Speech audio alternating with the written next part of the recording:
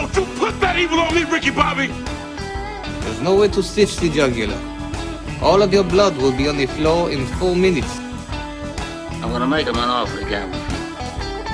DJANGO. The D is silent. Get in my belly!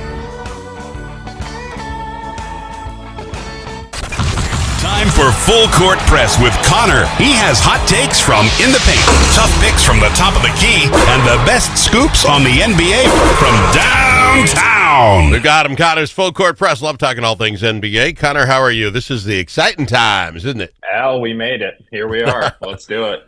Well, let's go back to over the weekend, because we haven't had you in here since. It broke down that there were, the Lakers, Nuggets, Clippers, Timberwolves, Golden State, and Memphis all within like a game and a half, right? Everyone seemed to be playing each other. NBA had been so happy with themselves, making out a schedule that ended up working like that. So who wins, who loses, it was a whole day of fun watching basketball. Your Minnesota Timberwolves win, did what they had to do with a very easy squad, but that being said, the right combos lose. We go from 8 to number 6, and we're in the tournament. That's exciting. Then your Golden State Warriors, and I'm sorry, which was a battle with the Clippers. It was so much fun. I'm in the garage, extra cigar, because I'm done. I've had enough cigars today. I was out there from dawn till dusk watching the Masters, and then I'm like, I gotta go watch this. Well, overtime. Okay, one more cigar. So I'm sitting out there with way too much going on. That Clippers Warriors game, if there's any way those two can meet up again for 7-game series, I think that could be the game. Am I wrong? Did you watch the game? That was fantastic. Yeah, no, I mean, they definitely put it all on the line. That's a couple weeks ago we talked about how it seems like some players or some teams keep things in the tank a little bit. That looked like one where they absolutely let it all go. So you're seeing Curry, who had hit his thumb somehow, and he's playing with his mini Castorama thing on his, and he's shooting lights out. It was fun. End of the game, Butler gets beamed in the knee for the last 5-6 seconds of that game, and it looked like he was hurt. So now you're wondering what's going to happen. They end up losing the ball game, and now they're in the play-in situation with the Grizzlies. Hate to say it, those Grizzlies, I don't think they're a great ball team, but you got John on there, and they do win enough ball. They're a team with a hurt Butler and a hurt Curry. Yeah. You're thinking this isn't a give me. What a great ball game last night. What were your thoughts on Curry 37? Butler with 38? Butler with 38 if they combine for 75. Clearly, we've been talking about this for weeks now too. Jimmy Butler saved the season for Golden State. Yeah. And I'll tell you, we'll talk about the bracket. I think this might have worked out about as perfect as it could have for Golden State. From a potential future opponent's standpoint. I think that, frankly, losing when they did and winning when they did actually put them in the better part of the bracket. I don't disagree, because that means they're going to take Houston. We'll get to that in a minute. I want to talk to you about the play-in quickly, because this is your gig, right? I have no problem in the Western Conference with all these teams that are that close to each other. We have 2 teams that are under 500, Kings and Dallas. Yeah. Fine. I don't believe that if you can't win more than half of your games in the season, you should have a shot at the playoffs. Just fundamentally, it's wrong. And here's what you look at it. When you look at the East, there's the Miami Heat, 8 games under. Chicago, 4 games under. Atlanta, 2 games under. You have a 500 team at the best playing into this tournament. I don't like it. Don't like it a lot. You just have 2 less rounds in the playoffs on one side of the league. Well, I don't laugh at me. There's a better way than saying some team that's 8 games under 500. If you happen to win 2, you're in. We should send Phoenix or a couple of our Western Conference teams over to the East to play on that side for the playoffs. Okay, now you're teeing me Did off you have really a solution, quick. or you just maybe there's only a play-in situation if there's a need for a play-in situation. If there's 2 teams that are both 500 and they're within 2 games of each other, okay, you can make up a rule to get you that 7th and 8th. But if you don't deserve it, if you didn't play, if you're the 8 games under 500 and 10th place, why are we making room? Just DQ them. Yeah, don't even give them a chance. Just DQ them. That actually happened. I think the first year. I'm trying to remember if that was. I I'm remember not LeBron. wrong. I think it might have been the Lakers, and it might have been Golden State was just under 500 or something like that. And they ended up beating the Lakers in the play-in. I remember LeBron whining about the same thing. You and LeBron, very similar stop. people. No, you're just ticking me off. Don't do this. I'm not wrong here. You can set up a bracket that we will have a play-in situation if you're above 500 and there's more teams than that. You can set this up so it works. Because otherwise, this is cray-cray. But anyway, whatever you say, King James. You're really kind of ticking me off. You really are. Okay. Last night, it was the Grizzlies losing to the Warriors, so they advance. They'll take on Houston as, right? Yep. Yeah, okay. Yep. So it's now on the other side, the Magic, that game was boring. Magic took care of the Hawks, 120-95. Not overly surprising. I could have seen the Hawks being the team to get it done, but I'm not overly surprised that they didn't. Orlando had a good start of the season, good young talent.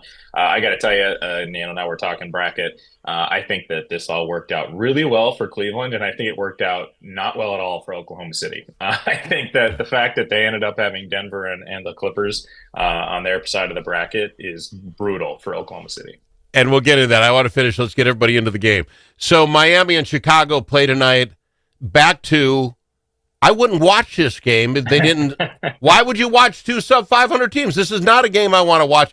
Mavericks only because I want to see them fold because they gave up the best player. And I'm not wasting my time tonight. Are you?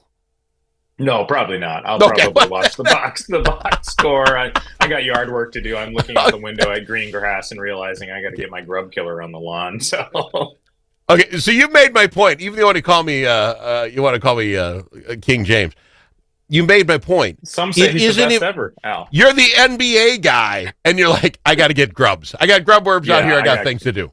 Those little worm things, I got to take care of those. So how does this work? We'll have, again, the games tonight in the playoffs. The winner, I'm trying to get this down. The winner, if it's Dallas or Sacramento, they then play the Memphis Grizzlies, right, to get themselves in. Right, yep. So because Memphis lost their first game, they're going to have to, win to get in as the would-be 8th seed. And then same thing on the Eastern Conference side. Because Atlanta lost, they got to beat whoever loses tonight, basically. All right. So Sacramento, Dallas, give me your picks. Is it Sacramento or Dallas, and then who wins with them in Memphis? I think Sacramento. I think Sacramento's a better team in a lot of ways, and I think they beat Memphis as well. So I think Sacramento ends up in that spot. And then, that's Chicago or Miami is just a battle of the worst. And then one of those gets to take on Atlanta. I think either way Atlanta ends up with that last seed, but I don't know. It doesn't matter. Miami. We'll say Miami for no reason. I don't. You cannot make my point more for me than to literally just sit there at the NBA. I don't care. Who cares? This is the battle of the losers on this side. We'll go to a break. We'll talk about the actual brackets and what's going on. We do that right after this with Connor and Full Court Press. Chanhassen Dinner Theaters brings you its most popular show of all time, Grease. You'll hear all your favorite hits from the Broadway musical and the movie. Join the whole gang at Rydell High. We'll sing, we'll dance, we'll bring you back to high school life in the 50s. Poodle skirts, bobby socks, the soda shop, and drive-in movies. Grease! It'll rock your socks off. Order your tickets today. Visit chanhassendt.com. If it's your turn to host a game, Grandpa's Barbecue suggests you try something different. Put out the perfect barbecue flavor of Grandpa's Barbecue. Add it to your ribs, dip the meatballs, or drench your wings in the original flavor of Grandpa's Barbecue. It isn't too hot or spicy, fruity or smoky or whatever. Grandpa's Barbecue. Available in select stores and online at grandpasbarbecueshop.com.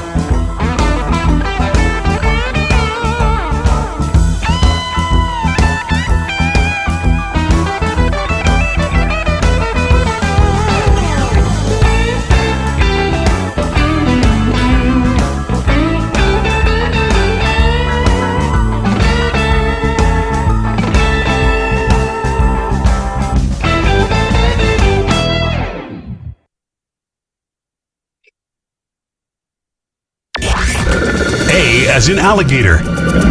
L also in alligator.